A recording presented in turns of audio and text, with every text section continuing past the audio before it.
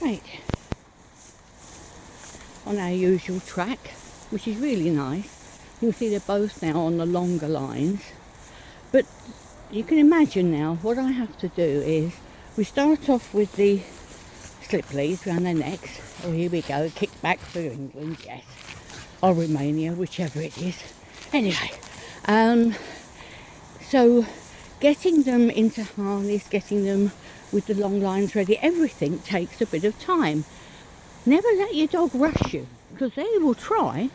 They will think, oh, come on, come on, come on.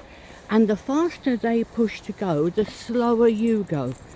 You make it more deliberate. Remember, the leader is the strong, silent one, the calm one. Bring them to your level, never join them at theirs. Never join the crazy brigade.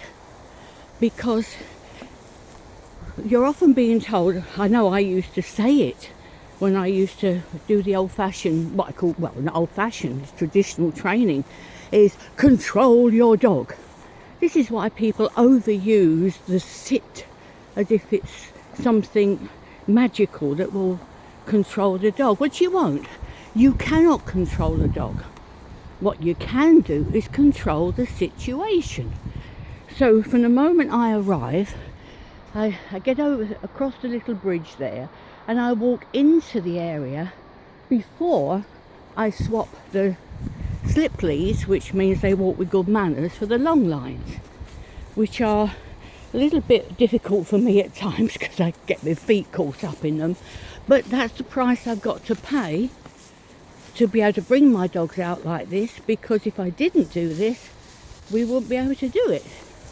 Because as she sets off there, were she not to be on long line, she wouldn't understand about coming back. They've been too used to being free. So, take control of the situation. Never try and control the dog. I mean, if a dog was in your arms struggling, even if it was a chihuahua size, you'd never hold it. So this, as I've said before, is their time. And you see, he gets it round his legs as well. Ty, good boy. I mean, it's good that he stops and listens to me, which is great. But that's without distraction. Remember, the usually reason the dog shoots off is because it's been distracted by something that either frightens it or interests it. So when there's no distraction, I love it when people say, oh, my dog always comes to me. Yeah, when you're like I am now, nothing there. It's when something happens, and that will be the appearance of something unfamiliar or something like a rabbit running out.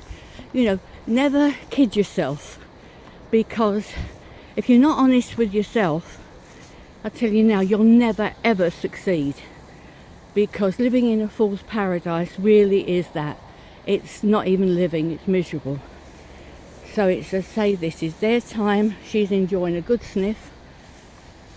I'm going to be having to leave them for a few hours this morning after this walk, because I've just got a new mobile phone, and of course I don't know how it works, but the kids do. So I'm having a trip over to let them sort it out for me and show me how it works. You see, that's the other thing in life. You don't have to understand everything. Be like Henry Ford. You don't know everything, but you know the people to ask. So, yeah, enjoy your walk. Be honest with yourself, and you'll have a much better time.